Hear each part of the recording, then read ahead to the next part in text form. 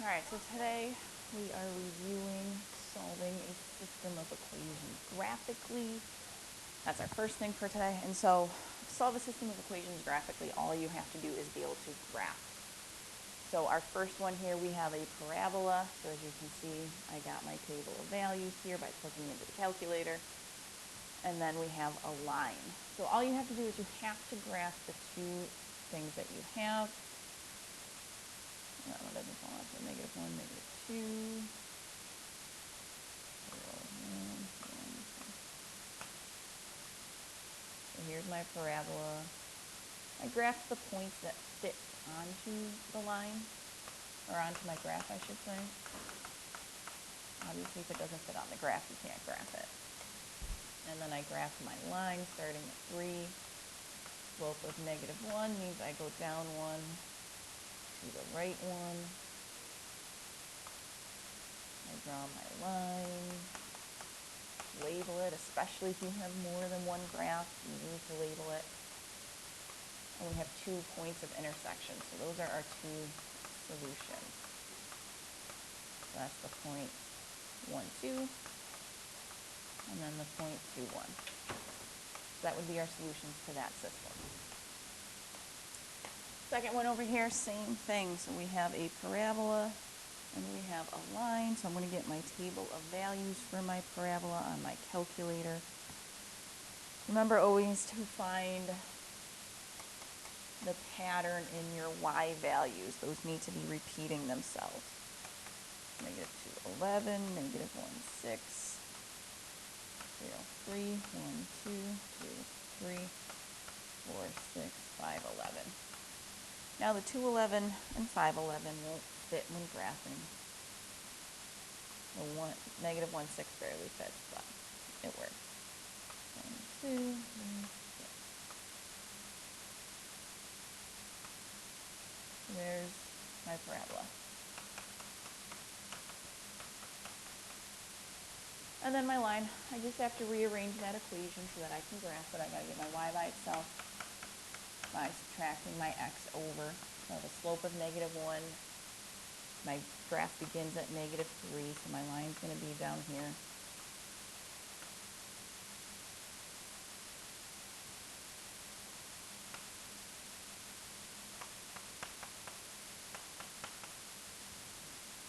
So then these 2 graphs never intersect. They will never intersect. So there's no solution. So if they have points where they cross, you have to tell us those points. If they don't, then it's no solution.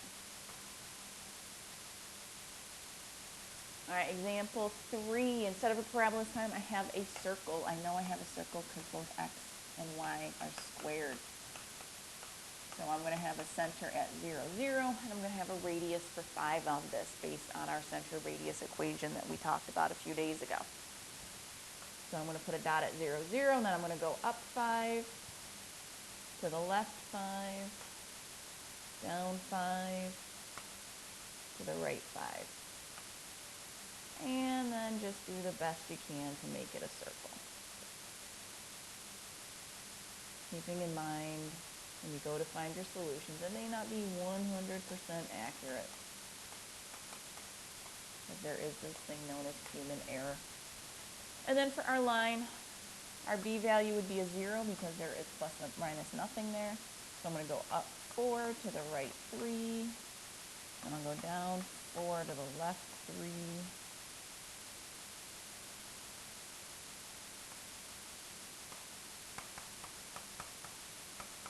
And again, we have 2 points of intersection here. So our solution would be 1, 2, 3, 4. And then 1, 2, 3, 4. Nope, -3, -4. So whatever 2 equations they give you, graph them, see where they cross, if they cross. Fourth one again, circle.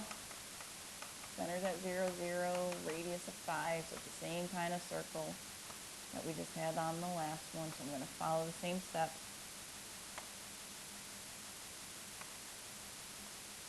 And then remember, it is a circle, so that's why I'm kind of curving my stuff here as I connect my points.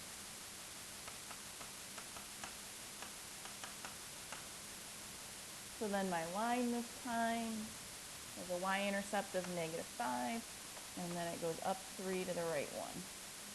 Up 3 to the right 1. Up 3 to the right 1.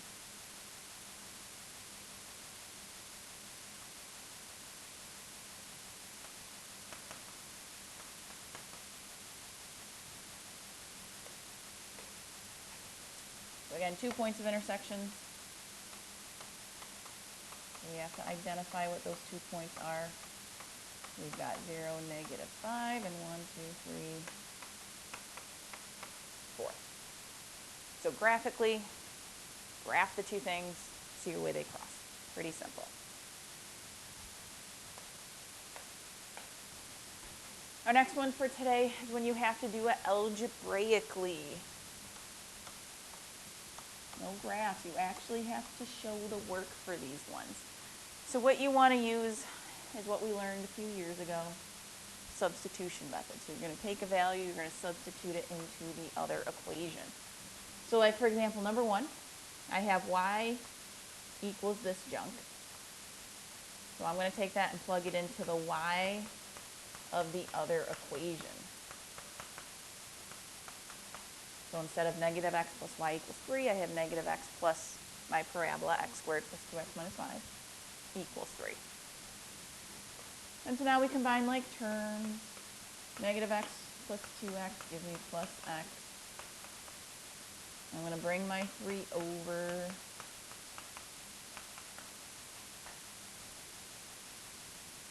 So then I have x squared plus x minus 8 equals 0. Thinking to myself, I don't think that factored. So for this one, I'm going to do quadratic formula. Because when completing the square, I'm going to end up with some fractions, because half of 1 is 1/2 squared, gives me 1/4. And I just don't feel like dealing with that. So I'm going to do quadratic formula. 1 squared minus 4 times 1 times -8, -32, so 33. So then we can use the decimals for this. So if I type that in my calculator, I get 2.4 and -3.4, and those are my x values. There is no reason why you need to reject those, so don't. What we do need to find are the y values that go with it.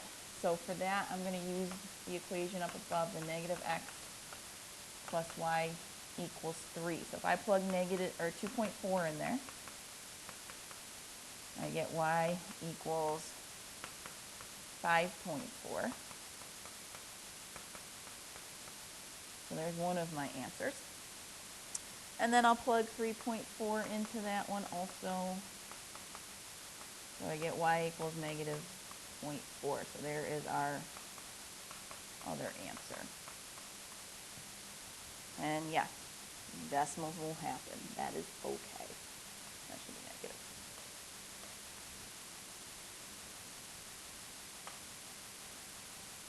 Next one's going to work out a little nicer.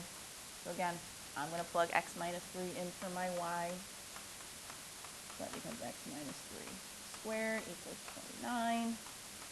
Some of you still make the same mistake here. You need to multiply it out correctly. It does not just turn into x squared plus 9. There is that middle term there. So then combining my x squares, subtracting my 29 over. I'm going to divide everything by 2. All right, multiplies to 10, gives me a 3 in the middle, is going to be 5 and 2.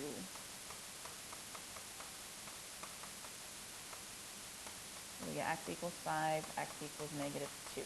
So again, we need the y values that go along with it. So I'm going to use this bottom equation here. So y equals 5 minus 3, so y equals a 2. So 5, 2.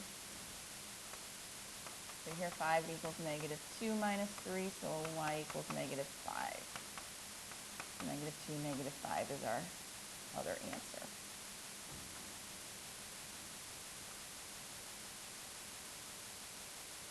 All right, let's try the next two. This one, be careful. When you plug this in, you've got that subtraction sign out in front. That's going to have to be distributed to each term of your parabola there. That's why this becomes x minus 2x squared plus 15x minus 29 equals a 1. So combining our like terms, I've got that negative 2x squared. I'll have a 16x. Subtracting my 1 over gives me a negative 30. I'll divide everything by negative 2. So that ends up giving me my positive x squared, which I want so that I can factor. Multiplies to 15, adds to 8 would be 5 and 3. So we get x equals a 5 and x equals a 3. And again, we need the y values that go along with those. So I'm going to use my line equation there. That's going to be considerably easier. So 5 minus y equals 1. So if I subtract my 5, that's negative 4. Divide by negative 1, and I get a 4. So 5, 4 is one of my answers. Plug in my 3, subtract it, it's negative 2. Divide by negative 1, and I get a 2. So 3, 2 is my other answer.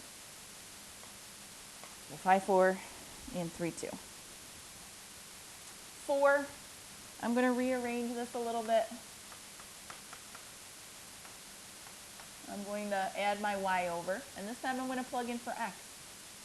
X equals all that stuff, so I'm going to put y plus 6 in for my x. So then y plus 6 squared gives me y squared plus 12y plus 36 plus y squared equals 26.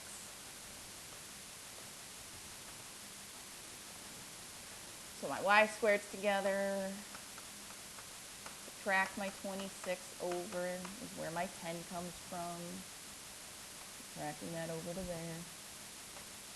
Divide by 2, so we get y squared plus 6y plus 5 equals 0. So then multiplies for 5 would be 5 and 1. They do add to 6.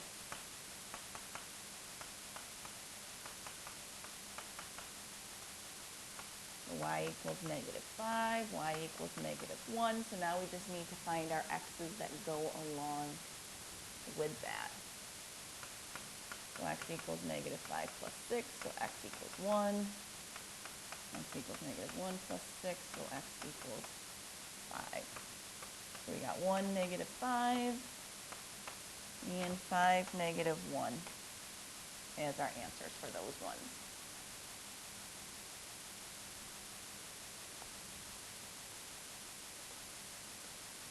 So this page, these next two anyways, it's just doing them both together, doing algebraically and graphically. So pause the video, try it on your own. It's kind of like your classwork here. And then hit play, see if your answer matches my answer. So there's the answer to the first one. They should end up being the same with the graph and the algebraic work. You need to check your work against mine. Remember, hit pause and do so. Second one was a little trickier as far as the algebraic work goes. But if you look over here at the graph, they never cross, so there's no solutions. So then when you do your algebraic work over here to support that, you end up getting this negative 31, which means you would have an imaginary number when you go to finish solving that. That's why there's no solutions. It's imaginary, which means the solution does not exist. Those two things will never end up crossing each other. So this one down here, number 3, if the following system has 2 solutions, we know there's supposed to be 2. What are the possible values of k? So let's first graph our circle. So we got a center at 0, 0, a radius of 5. So this is like the same circle we were dealing with up front.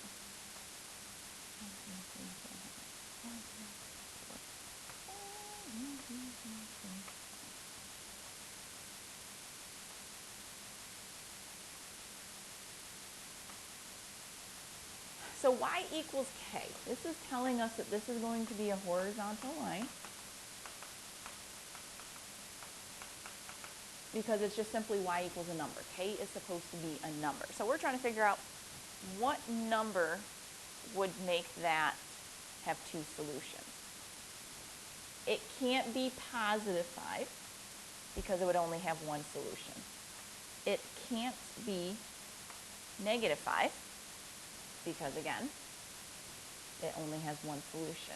It would have to be everything in between there, though, because if I made it a positive 4, bam, two solutions. Same thing with positive 3, positive 2, positive 1, and everything in between, it would end up having two solutions.